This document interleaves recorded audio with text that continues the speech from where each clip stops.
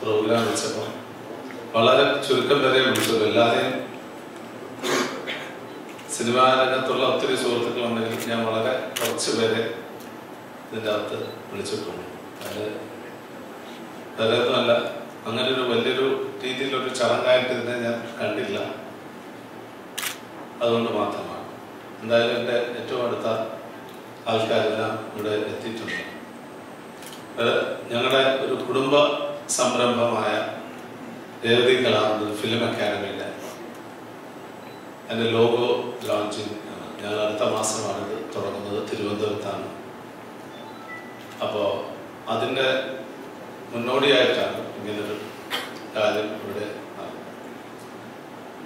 അപ്പോൾ ആ ലോഗോ ലോഞ്ചിങ്ങിന് ഏറ്റവും അടുത്ത ആൾക്കാർ തന്നെ വേണം എന്നുള്ളതുകൊണ്ട് ലാലിനെ സ്ഥലത്തില്ലാത്തതുകൊണ്ടാണ് ഇത്ര നിന്നുപോയത്. ലാല് അമേരിക്കയിലായിരുന്നു.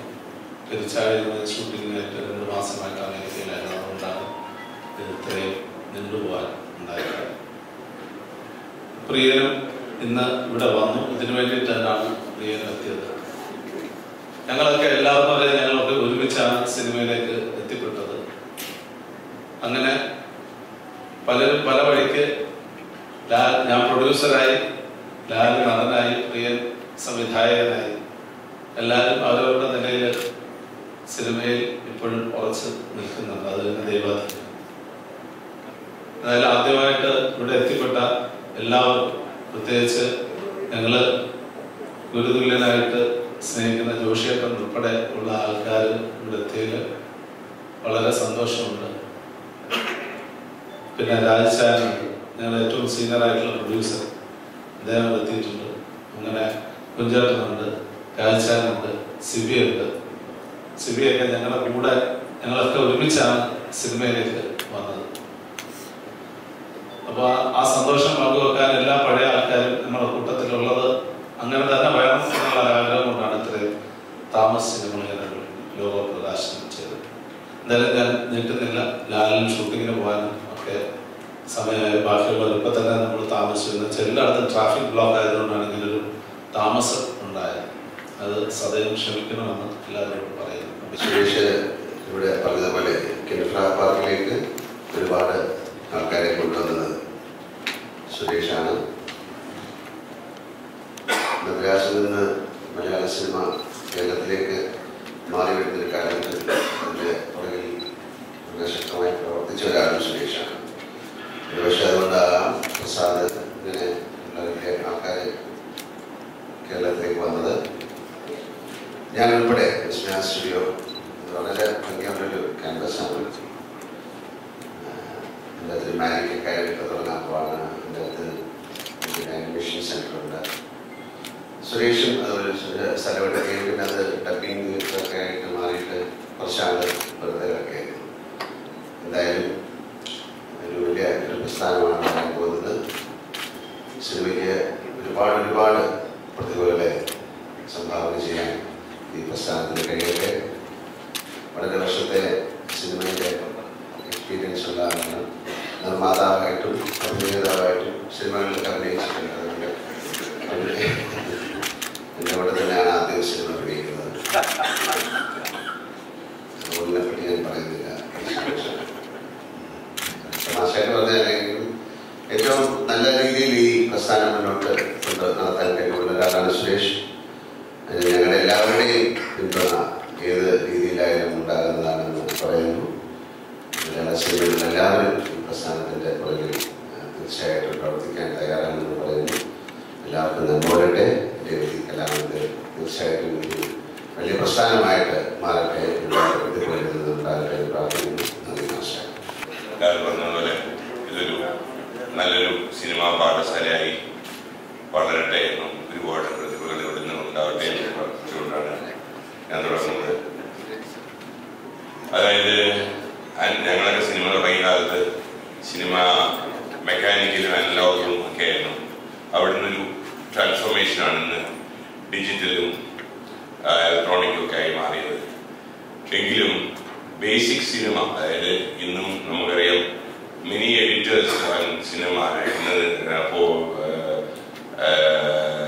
ഈ ആവിഡും ഒക്കെ ഹാൻഡിൽ ചെയ്ത് പല ആൾക്കാരോടും ഞാൻ ചോദിച്ചത്, ഈ 19.5 റേഞ്ചിന്റെ difference between sound and picture അറിയാത്ത ഒരുപാട് എഡിറ്റർമാരുന്നുണ്ട്. അപ്പോൾ വളയം വെച്ച് ചാടിയ ശേഷമാണ് നമ്മൾ വളയമില്ലാതെ. So basics of the cinema ആദ്യം പഠിക്കുക എന്നുള്ളത് ഒരു നല്ല ഉറച്ചൊരു ബേസ് ഉണ്ടാവാൻ ഒരു സിനിമ സ്റ്റുഡൻറ്റിന് അല്ലെങ്കിൽ ഒരു ഫിലിം മേക്കറിന് കഴിയും എന്ന് വിശ്വസിക്കുന്ന ഒരാളാണ് ഞാൻ. ഞങ്ങളുടെ കാലത്ത് ഒരു ഫിലിം ഇൻസ്റ്റിറ്റ്യൂട്ടിലോ പൂരിയിലൊക്കെ പോയി ഒരു ക്യാമറയുടെ അടുത്തേക്ക് എത്തിപ്പെടാൻ വളരെ വിഷമമായിരുന്നു. ഇന്ന് അങ്ങനെയല്ല. ഇന്ന് ഒരുപാട് ഇൻസ്റ്റിറ്റ്യൂട്ടുകളും അതിനുള്ള സൗകര്യങ്ങളും ഒക്കെ കുട്ടികൾക്ക് ഉണ്ടായി കൊടുക്കാൻ ഒരു പ്രൈവറ്റ് സെക്ടർ തന്നെ ഇറങ്ങിയിട്ടുണ്ട്. അങ്ങനത്തെ ഒരു പ്രൈവറ്റ് സെക്ടറിലെ ഒരു ഇമ്പോർട്ടൻറ്റ് ഇൻസ്റ്റിറ്റ്യൂഷനായിട്ട് രേവതികരമെന്ന് മാറട്ടെ എന്ന് പ്രാർത്ഥിക്കുന്നു. നന്ദി, നമസ്കാരം. നമസ്കാരം. സുരേഷ് ഇങ്ങനെ ഒരു സംരംഭം തുടങ്ങുന്ന കാര്യത്തിൽ എനിക്ക് അത്ര വലിയ സന്തോഷമൊന്നുമില്ല. ഇങ്ങനെയൊരു സ്ഥാപനം നടത്തിക്കൊണ്ടിരിക്കുന്ന ഒരാളെന്ന നിലയിൽ അതൊരു ഭാര്യയായിരിക്കും. സുരേഷ് ഒരു 20ാമത്തെ വയസ്സിൽ ഒരു അന്തമില്ലാതെ സിനിമയുടെ മഹാപ്രസ്ഥാനത്തിലേക്ക് എടുത്ത് ചാടിയാണ്. അതിനെക്കുറിച്ച് വലിയ പരിപാടൊന്നും ഉണ്ടായിട്ട് കാര്യമില്ല. ആഗ്രഹവും ഇഷ്ടം കാഴ്ച കൂടെ ചാടാൻ മടിച്ചിരുന്ന പ്രിയനായിലേക്ക് അങ്ങോട്ട് തള്ളിയിട്ടതും സുരേഷ് തന്നെയാണ്. പക്ഷേ സുരേഷ് ആദ്യം പറഞ്ഞ പോലെ തന്നെ ആരും മുന്നിൽക്കാട് പോയില്ല, എല്ലാവരും നീന്തി കുറിച്ചും കൂടെ തന്നെ നിൽപ്പുണ്ട്. അപ്പം ഈ ഒരു പ്രസ്ഥാനം തുടങ്ങുമ്പോഴും സുരേഷ് വിജയിക്കുക തന്നെ ചെയ്യും, ഉറപ്പാണ്. സുരേഷുമായിട്ടുള്ള സൗഹൃദം എന്ന് പറയുന്നത് സുരേഷിനെ ഞാൻ കണ്ട ആദ്യം പരിചയപ്പെട്ടതാണെങ്കിൽ ഈ നിമിഷം വരെയും ആ സൗഹൃദത്തിന് യാതൊരു കുറവും കൂടാതെ തുടരുന്നു. തീർച്ചയായിട്ടും സുരേഷിന് ഈ സംബന്ധിച്ച് എല്ലാ ഈ രേവതി അക്കാദമിയെ കുറിച്ച് പറയുന്നതിന് മുൻപ് ഒരു 1-2 വാചകങ്ങൾ നമ്മൾ പ്രിയപ്പെട്ട സുരേഷിനെ കുറിച്ച് പറയാൻ ആഗ്രഹിക്കുക. 32 വർഷങ്ങൾക്ക് മുൻപ് സ്വാമീസ് ലോഡ്ജിൽ വെച്ചാണ് ഞാൻ ആദ്യമായിട്ട് പരിചയപ്പെടുന്നത്. ഇന്ന് സത്യം പറഞ്ഞ ഒരു സ്വാമീസ് ലോഡ്ജിലെ ഒരു യൂണിയൻ ആണോ എന്ന് പറഞ്ഞ മനസ്സിൽ കൂടെ അറിയാതെ ചിന്തകൾ പോയി. അക്കാലത്ത് എന്റെ കൂടെ ഞാൻ പരിചയപ്പെട്ടവന്നല്ല, നമ്മുടെ പ്രിയപ്പെട്ട ലാലിനെയും പ്രിയദർശനും എല്ലാവരും ഒരു കുടുംബമായി ജീവിച്ചവരല്ല ഞങ്ങളല്ല. ഒത്തിരി കഥകൾ വരെ ഞങ്ങളുടെ ജീവിതത്തെ കുറിച്ച് പറയാനുണ്ട്. പക്ഷെ അതിലെനിക്ക് സന്തോഷം, അക്കൂട്ടത്തിൽ ഒരാൾ പോലും നശിച്ചു പോയിട്ടില്ല. അന്ന് അവിടെ കൂടിയിരുന്ന ഓരോരുത്തരും ഓരോ നിലയിൽ കമ്പയർ ചെയ്യാൻ നമ്മൾ പോകരുത്. തമ്പുരാൻ ഓരോരുത്തരും ഓരോ നിലയിലേക്ക് വളർത്തിയിട്ടുണ്ട്. അതാണ് ആ സ്വാമീസ് താമസിച്ചവർക്ക് ഈശ്വരൻ തന്ന വലിയൊരു അനുഗ്രഹം. അങ്ങനെ തുടങ്ങിയവരാണ് ഇന്ന് പ്രിയപ്പെട്ട സുരേഷ്. ആ അക്കാലത്ത് പരിചയപ്പെട്ട ട്രിവാൻഡ്രത്തുനിന്ന് പരിചയപ്പെട്ട കുറച്ചേറെ കൂട്ടുകാരുണ്ടല്ലോ, എല്ലാം ട്രിവാൻഡ്രത്തുനിന്ന്. ഒരു കാര്യം എടുത്തു പറയുന്നതിനായിട്ട് അന്നും ഇന്നും ഒരു വ്യത്യാസമില്ല. ഇടപെടുകയും ഒരു ജാതി അഹങ്കാരമോ വർത്തമാനത്തിലോ ആർക്കുമില്ല. എങ്കിൽ പോലും എടുത്തു പറയാൻ ഞാൻ ആഗ്രഹിക്കുന്നു പ്രിയപ്പെട്ട സുരേഷാണ്. സുരേഷിനുള്ള സൗഹൃദം എനിക്ക് മലയാള സിനിമയിൽ ആർക്കും ഉണ്ടാവും തോന്നുന്നില്ല. അത്ര ജനുവിനും സിൻസിയറുമാണ് ഈ പ്രിയപ്പെട്ട കൊച്ചനെ. അദ്ദേഹം തുടങ്ങുന്ന ഒരു പരിപാടിയും മോശമായിട്ട് പോകില്ല. നോക്കിക്കൊണ്ടാട്ടെ, ഈ അക്കാദമി ട്രിവാൻഡ്രത്ത് മാത്രമല്ല എറണാകുളത്തും കോഴിക്കോടും ഒക്കെ ഇതിന്റെ ബ്രാഞ്ചസ് വന്നിരിക്കും. May be question of few years കാര്യമേ ഉള്ളൂ. ഒത്തിരി നമ്മുടെ വരും തലമുറയ്ക്ക് നമ്മയായിട്ട് മാറും.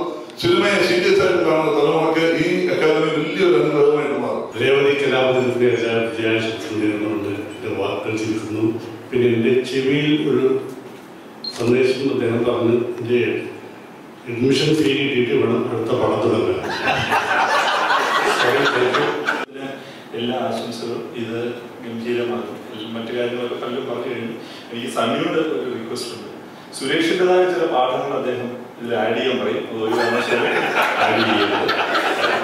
പിന്നെ അദ്ദേഹത്തെ അധികം ഇൻസ്റ്റിറ്റ്യൂഷനകത്ത് പ്രോത്സാഹിപ്പിക്കുകയാണ്. ശരിയാണ്. കാരണം നമ്മൾ അറിയുന്ന സുരേഷിനെ സംബന്ധിച്ചിടത്തോളം 100% that's right. Anyway, over and above, സുരേഷിനെ പോലെ ഒരാള് സിനിമയ്ക്ക് വേണ്ടിയിട്ട് ഞാൻ അറിയുന്ന സുരേഷിന് അതുപോലെ നല്ലൊരു മനുഷ്യനാണ്. അത് മാത്രം എനിക്ക് ബാക്കിയുള്ള കാര്യങ്ങൾക്ക് ഞാൻ പറയുന്നില്ല.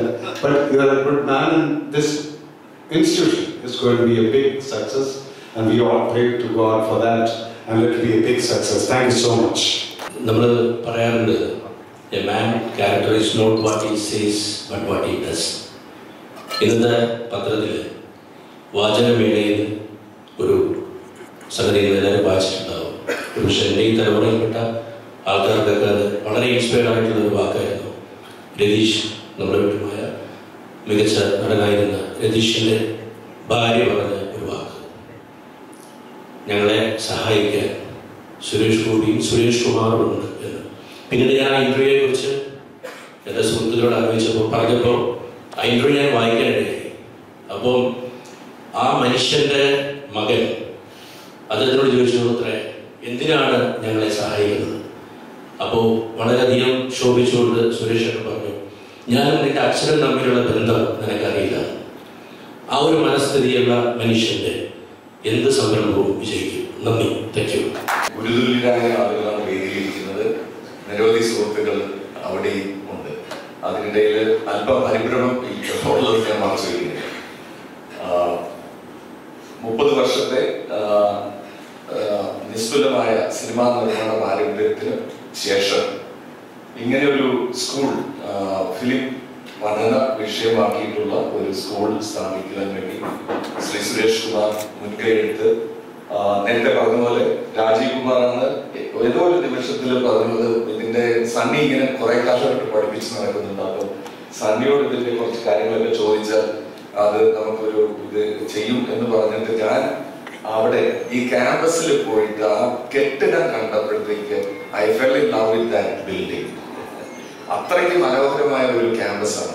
ആ ക്യാമ്പസിന്റെ മനോഹാരിതയും സുരേഷ് ചേട്ടന്റെ ഒരു തുറന്ന മനസ്സും, ഇത് രണ്ടുമാണ് എന്നെ ഈ അക്കാഡമിയിലേക്ക് അടുപ്പിച്ചത്.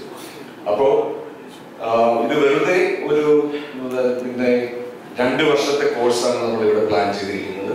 5 കോഴ്സുകളാണ് ഇവിടെ ഉള്ളത്. Direction and screen play, cinematography, editing, sound recording and design, film acting. അപ്പൊ അതിൽ ഫിലിം ആക്ടിംഗ് മാത്രം 1 വർഷത്തെ കോഴ്സാണ്. അതിന്റെ കൂടെ തന്നെ ക്രമേണ ഷോർട്ട് ടൈം ആയിട്ടുള്ള പിന്നെ specialised courses, lighting, studio lighting, film appreciation, അതല്ലെങ്കിൽ സ്ക്രിപ്റ്റ് റൈറ്റിംഗിന്റെ വർക്ക്ഷോപ്സ്, ഇങ്ങനെയുള്ള നിരവധി ചെറിയ കോഴ്സ്. അപ്പോൾ ഇവിടെ വന്ന് പഠിക്കുന്ന വിദ്യാർത്ഥികൾക്ക് അദ്ദേഹം സുരേഷ് ജി എന്നോട് ആദ്യം പറഞ്ഞത്, നമ്മളുടെ ടെക്നിക്കൽ ഫെസിലിറ്റീസ് ഒരുക്കുന്ന കാര്യത്തിൽ ഇൻഡസ്ട്രി സ്റ്റാൻഡേർഡ് എന്താണ്, അതായിരിക്കണം കുട്ടികൾക്ക് ഈ സ്കൂളിൽ വേണ്ടത്. തീർച്ചയായിട്ടും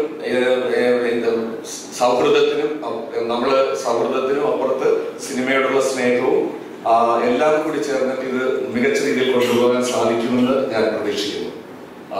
ടെക്നിക്കലായിട്ടുള്ള അറിവും അതിന് ഒപ്പം മികച്ച ഒരു കലാകാരനുമാകുന്നതോടൊപ്പം തന്നെ ഈ സ്കൂളിൽ പഠിച്ചു വരുന്ന ഓരോ വിദ്യാർത്ഥിയും നല്ലൊരു മനുഷ്യനായി തീരണം എന്നുള്ളത് കൂടിയാണ് ഈ സ്കൂളിന്റെ ഒരു വിഷൻ.